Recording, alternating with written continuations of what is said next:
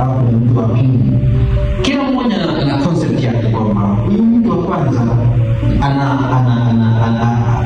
alikuwa na wazo la biashara, hiyo wazo la biashara akalifanya hiyo mzalisha biashara nyingine, ndio wazo la biashara kufanya biashara nyingine, lakini haya mawazo mengine yakazalisha huyu mtu hatimaye anaitwa anasaka utajiri. Pia mtu wa pili kwa hivyo, mtu wa pili yeye anafanya kazi tu, ana biashara, lakini target yake aweze kupata profit. Kama watu wawili tofauti kabisa. Kwa siku ya leo natamani niwazungumzie hawa watu wawili, mtu wa kwanza na wa pili. Mtu wa kwanza yeye ana chase kitu kinaitwa wealth building, na mtu wa pili ana chase kitu kinaitwa profit. Hawa watu ni watu wawili tofauti kabisa.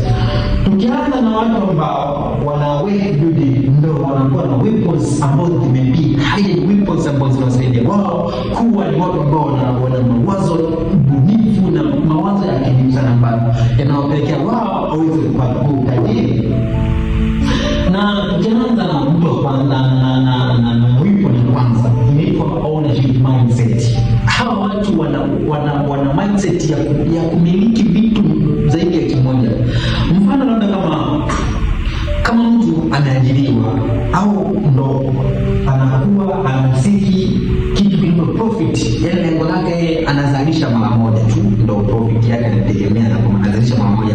Lakini watu ambao wana ownership, manake wanapata faida mara kwa mara, huwezi kusudia. Mfano kama mtu anasema kama anategemea biashara hii zisimulizie, lakini hizi zikamuingizia, ndio hiyo tofauti na mtu wa kwanza anaweza asipate akilusi ndo amelusi hivyo, lakini hawa watu wana in terms of chasing ownership mindset ndio inakuwa hivyo, wanakuwa na more than one source of income. Hawa watu wana owning asset ambazo wanaamini kwamba after 3 years nitakuwa wapi.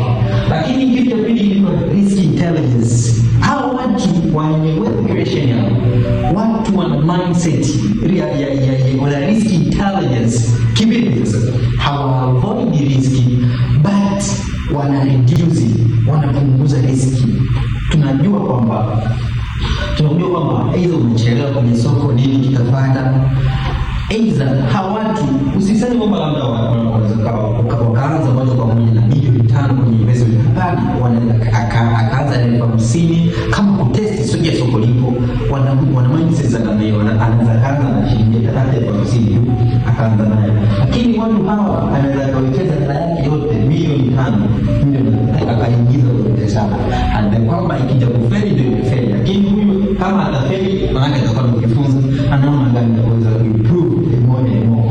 Nimesema na reduce hauavoid kitu kama hicho. Lakini si ama weapons ya tatu ni kwa pattern recognition. See man before others they see. Unaona hela kabla watu wengine hawajaiona. Kivipi sasa unaona hela kabla watu wengine? Kwa mfano kama wewe, mimi naifahamu password ya kwangu mwenyewe ya simu yangu, ina maana kwamba nina uhuru wa kuweza kufanya mambo mengine ambayo sitaki watu wengine wanafanya. Ndivyo ilivyo ukiangalia model na watu wengine wananchi ambao wanafanya akina Elon Musk wanafanya vitu ambavyo watu wengine hawafanyi, kwa sababu wana zile pattern za namna hela anazunguka hela inazalishwa, kitu kama hicho. Kitu kingine ni borrowing the future. Borrowing the future. Hawa ni wealth creation. Wana vitu ambavyo vinawafanya wao baada ya miaka 4 ndio vitaanza kuingizia pesa ambayo huwezi kuamini. Ni hivyo tu. Asante kwa kusikiliza.